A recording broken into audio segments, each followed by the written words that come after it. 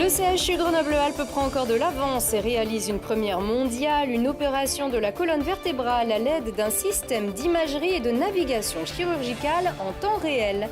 Des couvertures et des vêtements chauds pour les plus démunis. L'Université Grenoble-Alpes s'est mobilisée en organisant une collecte sur le campus avec le SAMU social. Et puis les pochettes décrivent bien plus qu'un simple album, œuvre graphique qui témoigne d'une époque où, petite histoire cachée, les vinyles se racontent au fil de l'expo Pop Music à Échirolles. Bonsoir à tous, bienvenue dans votre JT de ce jeudi 14 décembre 2017. Toutes les heures à partir de 18h, c'est toute l'info du Grand Grenoble en moins de 10 minutes. N'ayons pas peur de cocoricoter quand une première mondiale se produit sur le territoire, surtout s'il est question de santé. Une opération de la colonne vertébrale, une vertébroplastie, s'est déroulée avec succès mardi matin au CHU de Grenoble-Alpes à l'aide du Surgivisio, un système d'imagerie en 2D ou 3D et de navigation chirurgicale en temps réel. La technique de pointe a été présentée aujourd'hui. Si certaines images peuvent vous paraître un peu dures, essayez de regarder ce reportage très instructif d'Olivier Escalon. La capitale des Alpes démontre une nouvelle fois son statut de leader mondial de la chirurgie assistée par ordinateur. Après 8 années de développement, l'entreprise grenobloise Surgivisio lance son produit éponyme, un système d'assistance chirurgicale qui réunit dans un seul appareil l'imagerie 3D et la navigation en temps réel des instruments. Avant Surgivisio, on avait d'un côté des appareils d'imagerie 3D qui pouvaient aller au bloc opératoire, comme un scanner si vous voulez.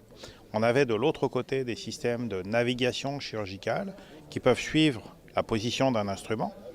Et il fallait jusqu'ici tirer un fil entre les deux pour les faire fonctionner ensemble. Ce qu'on a fait aujourd'hui, c'est un système qui est très simple d'utilisation, donc plus rapide et beaucoup plus précis. C'est ça l'avantage principal. Le système Surgivisio s'adresse aujourd'hui à la chirurgie de la colonne vertébrale, mais à terme, il doit évoluer pour toucher tous les domaines impliquant des os. C'est au CHU de Grenoble qu'avait lieu la grande première sur une vertébroplastie, une opération effectuée par le professeur Tonetti et son équipe qui consiste à fixer une fracture au niveau de la première vertèbre au-dessus du bassin en y injectant du ciment. Celui-ci va combler les failles et calmer les douleurs du patient. Avec cette technologie, l'incision n'est plus nécessaire. Un pas de plus vers le tout percutané, la chirurgie sans ouvrir.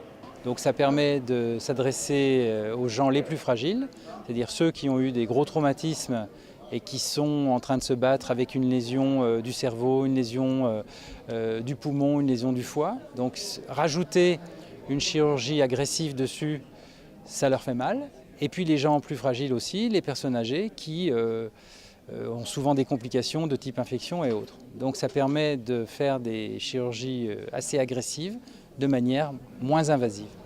Et qui dit une chirurgie moins invasive, dit des temps de rémission plus courts. La patiente opérée le mardi matin était debout le mercredi. L'acquisition de cet équipement a été rendue possible grâce à une subvention de la région Auvergne-Rhône-Alpes de 1,5 million d'euros. En bref, il espérait faire un petit tour en cachette. Ça aurait pu virer au drame. Un adolescent de 15 ans a pris en douce la voiture de ses parents pour aller faire un petit tour. Et il a perdu le contrôle et a heurté de plein fouet l'abribus situé devant le lycée Argouges à Grenoble, où heureusement, il n'y avait personne. À ce moment-là, le jeune conducteur, lui, a été légèrement blessé à la tête.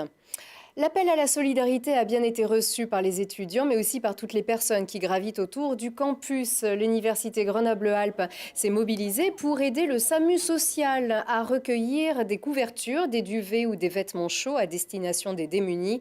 Les généreux ont afflué ce midi, sensibles à cette action qui vise à collecter un maximum de biens pour les distribuer lors des maraudes. Tous les soirs et tout au long de l'année, l'association SAMU social de Grenoble-Vincy se rend à la rencontre des sans-abri sur tout le territoire de l'agglomération grenobloise. Ces collectes sont vraiment indispensables, notamment pour les couvertures.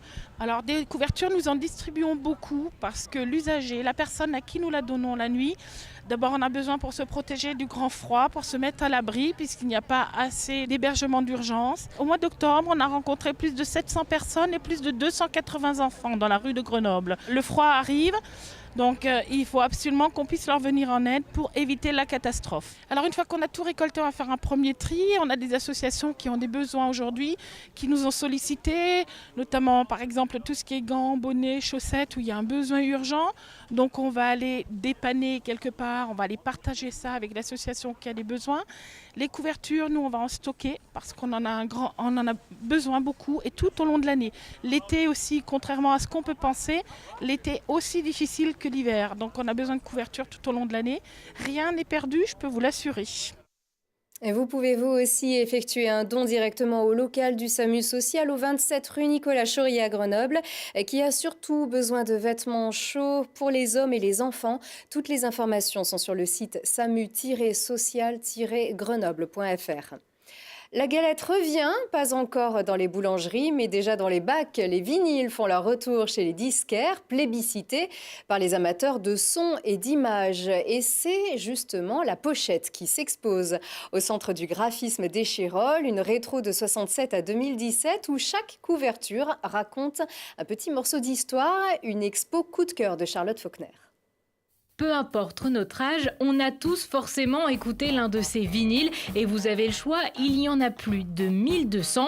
Avec l'exposition Pop Music, le Centre du graphisme d'Échirolles veut mettre en avant le travail des graphistes dans le monde de la musique. Comment arriver à mettre en image quelque chose d'immatériel, mais à quoi reconnaît-on une bonne pochette de disque ? Je crois que ce qui est très important, c'est lorsque l'image correspond véritablement à ce qu'avaient envie de dire également les musiciens. Voilà, donc c'est toute une ambiance qui est créée à travers le design graphique. Alors, ça ne marche pas toujours, mais quand ça fonctionne, effectivement, ce sont des images qui du coup restent dans l'histoire. L'exposition est divisée en 3 salles et se concentre sur les disques de 1967 à 2017. Pourquoi jusqu'en 2017 ? Tout simplement parce que ces dernières années, le vinyle fait son comeback dans les rayons, mais également parce qu'il s'agit d'un élément historique. C'est une façon aussi de montrer qu'un objet du quotidien avait beaucoup d'intérêt lorsqu'on s'y intéressait justement, soit pour aborder des mouvements artistiques, soit aussi pour aborder des évolutions sociales. C'est donc tout naturellement que certaines pochettes ont marqué les esprits.